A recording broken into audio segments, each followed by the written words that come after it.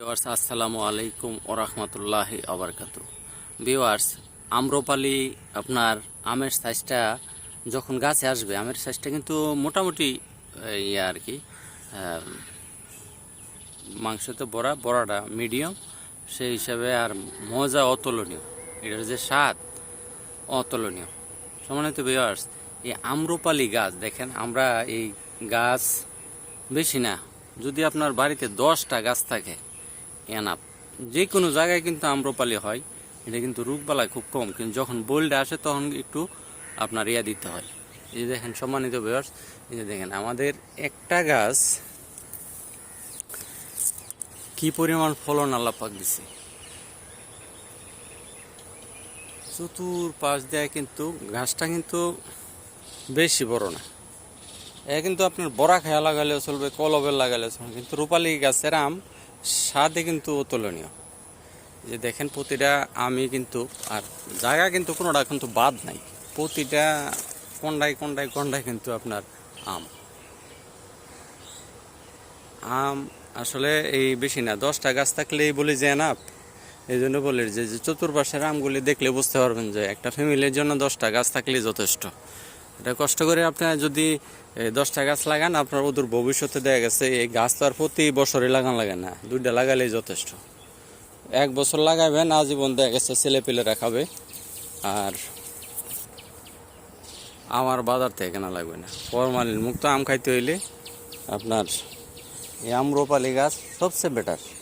আমি দেখছি আম্রপালি গাছের যেভাবে অন্য গাছ লাগাইছি, কিন্তু আম্রপালি গাছের যে আম যে সুন্দরভাবে আসে, তবে আম্রপালি না লাগালে বুঝবেন না যে এর কিন্তু রোগবালা। দেখেন আমাদের গাছের গোড়ায় কিন্তু আমরা পরিষ্কারও করি না, এই যে লাগাই রাখছি না, এই যে ফলন ধরতে আছে, যে দেখেন গাছের একবারে ইয়ার পর্যন্ত ফলন এসে গেছে।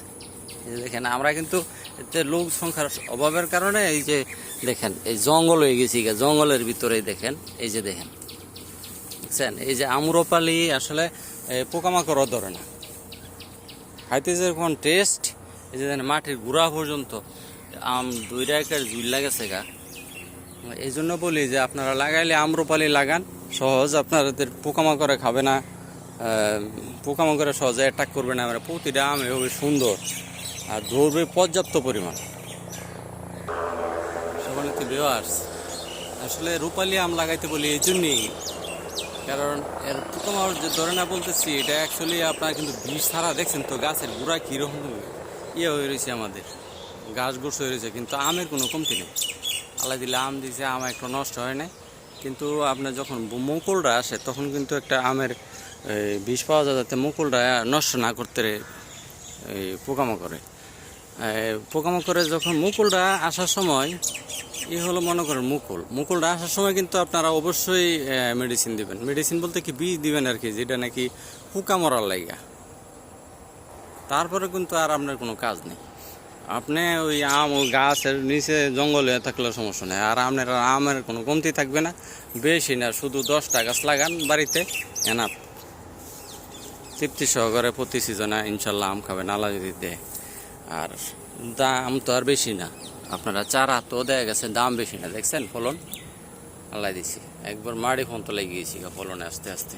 পুরাটা গাছে দেখেন সুন্দর, মানে এক একটা গাছে আপনি ধরে রাখেন যে 1 মণ আসছে, তাহলে 10টা গাছ থাকলে আর লাগে, আর পুরা সিজন আপনার আম খায় শেষ করতে পারবেন একটা ফ্যামিলিতে। সম্মানিত ভিউয়ার্স, আমার নেক্সট ভিডিও দেখার জন্য আমার চ্যানেলকে সাবস্ক্রাইব করে ইনশাল্লাহ আমার সাথেই থাকুন। আর আম্রপালি যে যদি চারা লাগে অবশ্যই আমাকে কল করবেন। আর নেক্সট ভিডিও দেখার জন্য আমার চ্যানেলকে সাবস্ক্রাইব করে ইনশাল্লাহ আমার সাথেই থাকুন। সম্মানিত ভিউয়ার্স, কোনো পরামর্শ লাগলে ইনশাল্লাহ আমাকে কল দেবেন। আমার এই ক্ষুদ্র বোনে যতটুকু সম্ভব আপনাদের পরামর্শ দেওয়ার জন্য আমি প্রস্তুত। সম্মানিত ভিউয়ার্স, আজকের মতো আমার ভিডিও এখানেই শেষ করতে যাচ্ছি। আসসালামু আলাইকুম ওয়া রাহমাতুল্লাহি ওয়া বারাকাতুহু।